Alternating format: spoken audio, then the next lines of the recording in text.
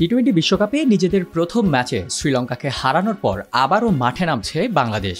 সোমবার গ্রুপ পর্বে নিজেদের দ্বিতীয় ম্যাচে ৬৮-র ফেভারিট দক্ষিণ আফ্রিকার মুখোমুখি হবে টাইগাররা। কিন্তু ম্যাচটি এমন একটি মাঠে অনুষ্ঠিত হবে যেটি নিয়ে এরই মধ্যে হইচই পড়ে গেছে ক্রিকেট বিশ্বে। নিউ ইয়র্কের নাসাউ কাউন্টি ক্রিকেট স্টেডিয়ামে রোববারের ভারত বনাম পাকিস্তানের ম্যাচটির আগ পর্যন্ত 4টি ম্যাচ অনুষ্ঠিত হয়েছে। আর এই 4 ম্যাচ মিলিয়ে প্রথম ইনিংসের এভারেজ রান হচ্ছে মাত্র 103।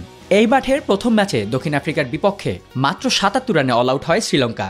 সেই রান তুলতেই 4 উইকেট হারায় প্রোটিয়ারা। দ্বিতীয় ম্যাচে ভারতের বিপক্ষে মাত্র 96 রানে অল আউট হয় আয়ারল্যান্ড। রোহিত শর্মার হাফ সেঞ্চুরির কল্যাণে 8 উইকেটে ম্যাচটি জিতে নেয় ভারত। তৃতীয় ম্যাচে আয়ারল্যান্ডের বিপক্ষে প্রথম ইনিংসে 137 রান করে কানাডা। পরের ইনিংসে 125 রানে গুটিয়ে যায় আইরিশদের ইনিংস।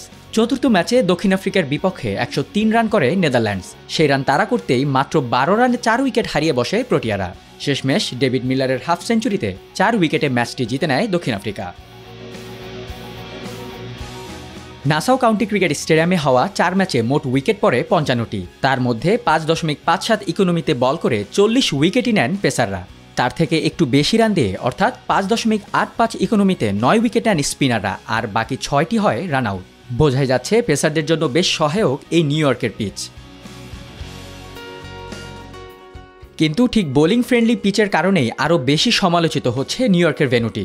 চলতি বিশ্বকাপের সবগুলো ভেন্যুর চেয়ে সবচেয়ে কম রান রেট এই ভেন্যুর। নিউ ইয়র্কের মাঠের রান রেট সর্বনিম্ন 5.75 আর 6.2 রান রেট নিয়ে এর পরে আছে গায়ানার ভেন্যু। 7.58 রান রেট নিয়ে 3-এ আছে ডালাস ও বার্বাডোসের ভেন্যু দুটি।